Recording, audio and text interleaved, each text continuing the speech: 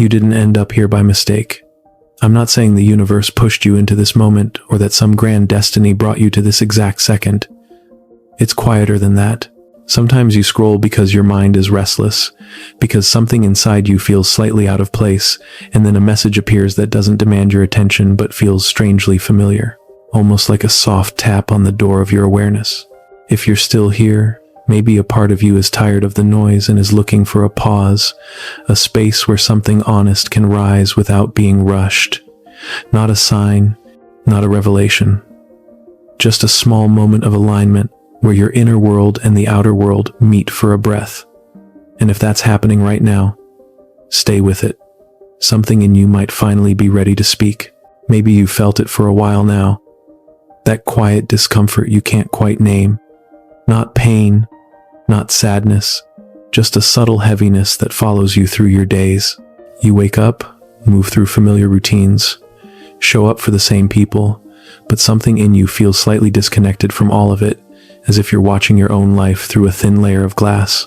You function, you get things done, you laugh at the right moments and say all the things a stable person is supposed to say. Yet beneath the surface there's this low, steady hum, a feeling that the life you're living and the life you're meant to feel aren't lining up the way they used to. It's not dramatic enough to call a crisis, but it's just persistent enough that you can't ignore it anymore. And when the world gets loud, this feeling gets louder. You start noticing how often you go on autopilot, how often you move without presence, react without intention, agree without inner alignment. You sense it most in the quiet moments, when the distractions fade and you're left with the simple awareness that something inside you is tired, not exhausted from effort, but weary from pretending everything still fits. This kind of numbness confuses people because it doesn't look like struggle. From the outside, you seem fine. Even to yourself, you seem fine. But there is a difference between functioning and feeling alive, and your body knows that difference long before your mind admits it. What you're experiencing isn't failure or weakness. It's the first crack in an identity that has outgrown itself. The moment your deeper self begins to push against the walls you built to stay comfortable. It shows up as restlessness, a quiet ache, a sense that you're meant to be more present and more honest than the version of you that's been running the show. And while it doesn't feel like awakening, this is often exactly where it begins. Not in clarity, but in the faint awareness that something essential inside you is asking for space. What you're feeling might seem like emptiness, but emptiness is rarely empty.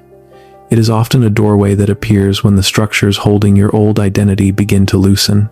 Psychologically, when beliefs, roles, and expectations no longer match your inner truth, the mind creates a pause, a kind of internal clearing. It can feel like nothingness because the old patterns are dissolving and the new ones have not yet formed. From a spiritual perspective, this space is intentional. It is where your deeper self begins to rearrange the meaning of your life from the inside. You are not shutting down. You are being recalibrated. And while most people expect awakening to arrive like a burst of clarity, it often begins with this quiet unmaking.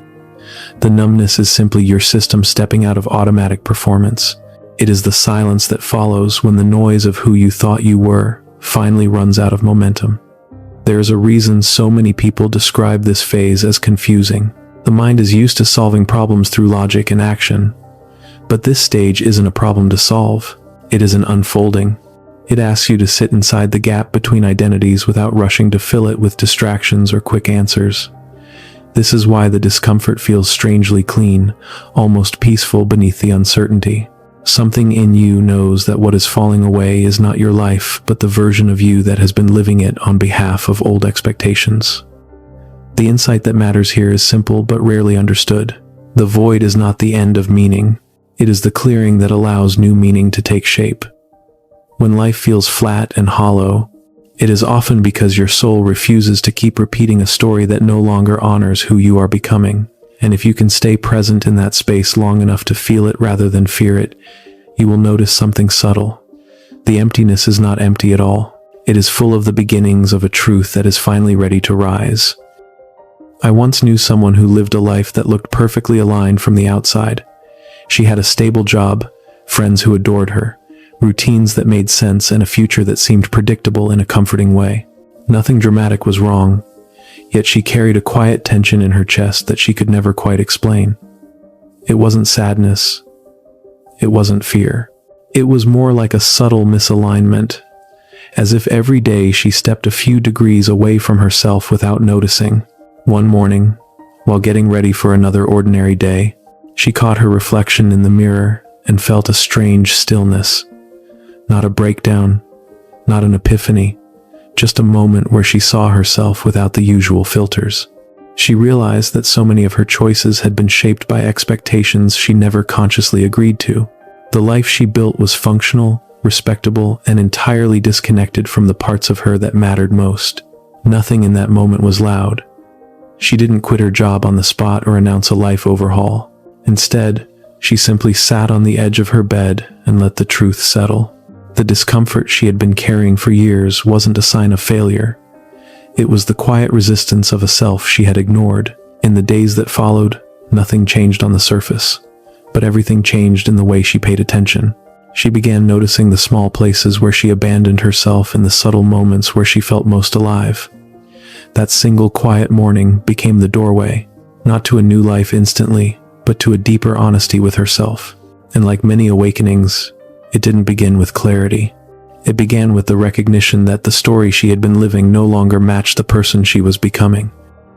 As you move through a moment like that, something subtle begins to shift. The habits, conversations, and environments that once felt normal start to feel strangely heavy. It isn't that the world has changed, it's that your inner reference point is no longer the same. When awareness expands, even a little, the old patterns become harder to inhabit because they were built around a version of you that no longer fits. Psychologically, this happens when your mind starts recognizing inconsistencies between what you do and what you actually feel. The small compromises that used to go unnoticed suddenly create friction. You sense it in the way certain conversations drain you, in the way forced laughter feels hollow, in the way pretending to agree with something you do not believe leaves a faint ache in your chest. Spiritually, this discomfort is a sign of alignment beginning to emerge. When your inner truth grows stronger, anything that contradicts it becomes louder, not in volume but in sensation. It is the same reason you can no longer tolerate roles you once played so easily. People-pleasing, shrinking yourself, performing stability for others. These patterns become almost impossible to sustain because they require you to step away from who you are trying to return to. This is why social spaces that once felt comfortable now feel foreign. You start hearing how much of the conversation is scripted. You notice how often people speak from fear or expectation instead of authenticity. And you realize you used to do the same without question. None of this means you are becoming distant or detached. It means your awareness has outgrown the environments built around your old identity. You are not rejecting your past.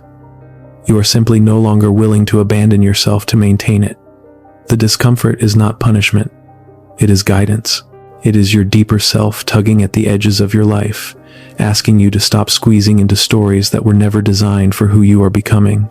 And once you feel that shift, even for a moment, returning to the old way of being becomes one of the hardest things to do. There comes a moment in this process that is so quiet you almost miss it. It doesn't arrive with clarity or certainty.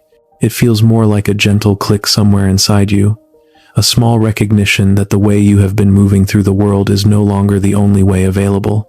It usually appears in ordinary moments, when you are washing dishes, or sitting in your car, or pausing before answering a message. For a brief second, you feel yourself observing your life instead of reacting to it. That slight separation creates space, and in that space you notice something you had overlooked for years. You are not the thoughts you repeat or the roles you perform. You are the awareness watching all of it. Psychologists might call this metacognition, the ability to see yourself from a higher vantage point. In spiritual language, it is the beginning of waking up. This shift is rarely dramatic. You do not suddenly feel enlightened or transformed. Instead, you feel honest in a way that is both comforting and unnerving. Old habits start to reveal their roots. Reactions that once felt automatic become optional. You sense that you have more agency than you realized, not because your life has changed, but because you are finally present within it. The most powerful part of this shift is how subtle it is. There is no applause, no breakthrough moment to point to. It is simply the first time you feel aligned with yourself, even for a breath. And once that alignment is felt, even faintly, it becomes a reference point you cannot forget. It marks the quiet beginning of a new relationship with your own inner world, a relationship built not on effort but on awareness. Integration begins when you realize you don't need to chase transformation for it to happen. The shift you felt was not a peak moment to hold on to, but an invitation to live differently from the inside out. This stage is less about becoming someone new and more about allowing the unnecessary layers to fall away. It is where effort softens and honesty takes the lead. For so long, you may have approached growth as a project, something to manage and optimize. You read the books, tried the habits, pushed yourself toward an ideal that always seemed just out of reach. But awakening does not respond to pressure. It responds to presence. The more you try to force clarity, the further it drifts. The moment you stop chasing it, space opens for truth to rise on its own. Integration is the practice of staying with that space without rushing to fill it.